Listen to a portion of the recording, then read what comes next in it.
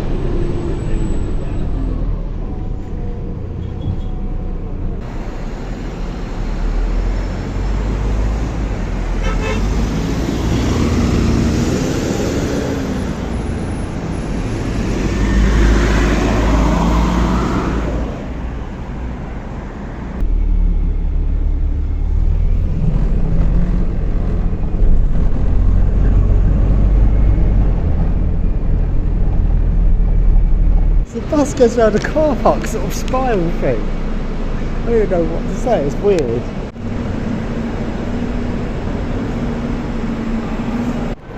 Weird places. A number of like very small bits used as mosques. It's quite weird. Not really the nicest place to pray.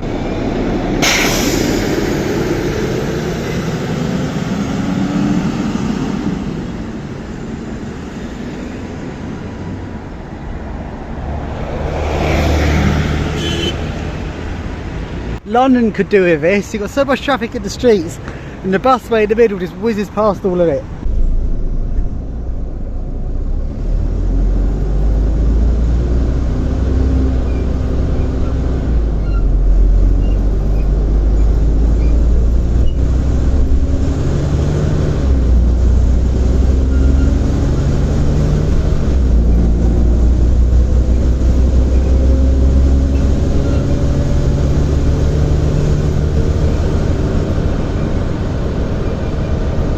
So then, that's the busway complete. Let's now take a look at the other types of public transport. Let's now take a look at the public buses not on the busway. But I didn't manage to get much video of these, as these are very infrequent. So when a bus arrives, it's jammed full of people. Let's skip these buses and now move on to the private buses. This is a similar setup to the crazy buses in Kiev and Ukraine, and also is a similar setup to the crazy buses in Egypt. Now these are privately run buses. They race each other down the street to pick up passengers. They're in direct head-to-head competition with each other. So when the streets are clear, they do drive absolutely crazy, but they also do get stuck in traffic. Also, these buses are known to just randomly stop at locations for extended periods of time so the bus can fill up before the driver starts driving again. That's because when there isn't so many passengers, the driver does not want to drive without a full bus. Right then, it's crazy bus time.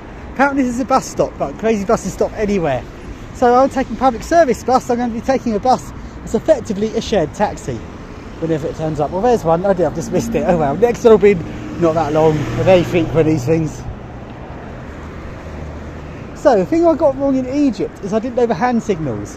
Hopefully they're the same, because one, like that means straight ahead at the next junction. I can't remember all the different ones, but you have to like signal which way you're going at junctions by certain hand gestures, and then the driver stops if you're going the correct way. So you don't actually have to say your location, which makes it easier.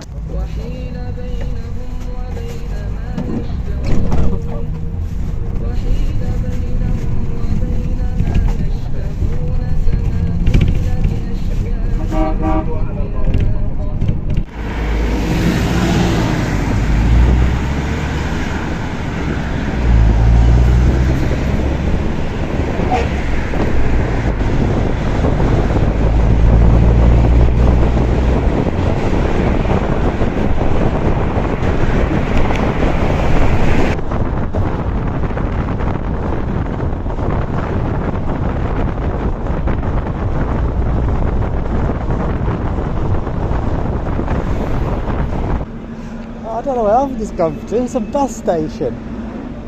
That's what happens if you get on a random bus, you don't know where you end up.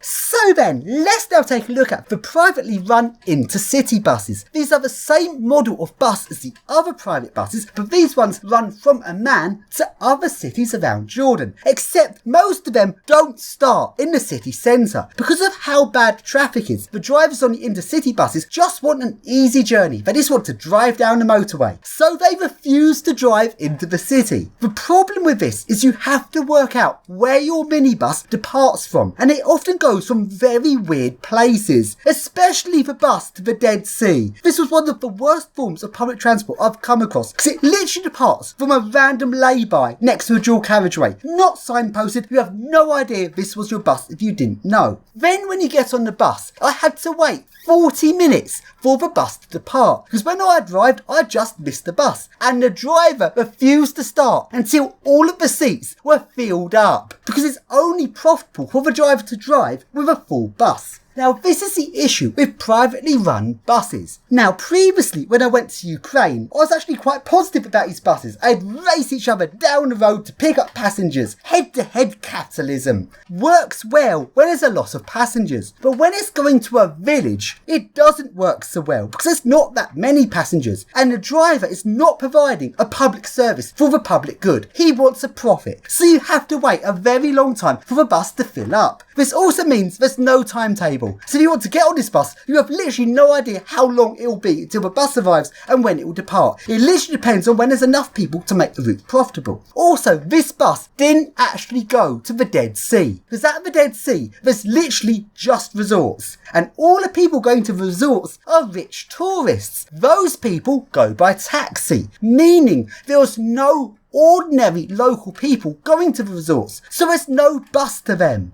That's really strange. One of the most famous places in Jordan is the Dead Sea, yet it has no bus service because it's assumed if you're going there, you must be rich, so you must be taking a taxi. So this bus actually finishes its route 8 miles away from the Dead Sea, so you then have to get a taxi for the rest of the route, which is the cheapest way to get there, because it's £1 to go from Amman to this little tiny ship village, then it's £5 to get a taxi the last few miles from the village to the Dead Sea. So it's a £6 journey, which is actually quite reasonable considering it's a journey of 25 miles. On the way back, it's a lot more dodgy. You have to flag down the taxi when it's randomly going past you. Then you have to get back to the village before sunset to get the bus back into Amman, because apparently the buses do not run to the little village after sunset because it's not profitable enough for them. So that there is why privately run minibuses do not work as public transport. But anyway, these buses are actually still very fun to go on because they're completely, utterly knackered. There seems to be no regulation. The drivers can just run any minibus they want, no matter how unsafe the bus is, and the fact it's literally about to break down, it doesn't matter.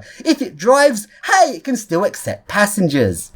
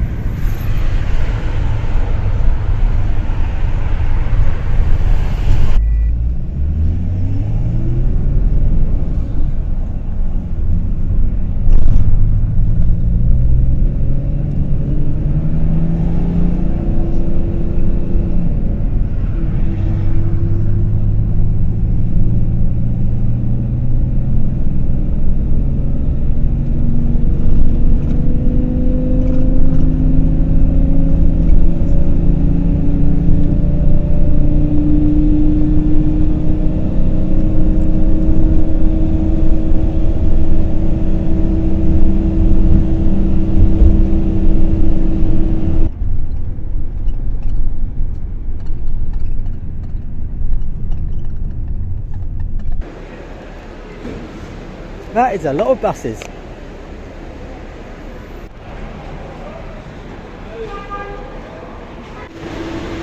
So many buses.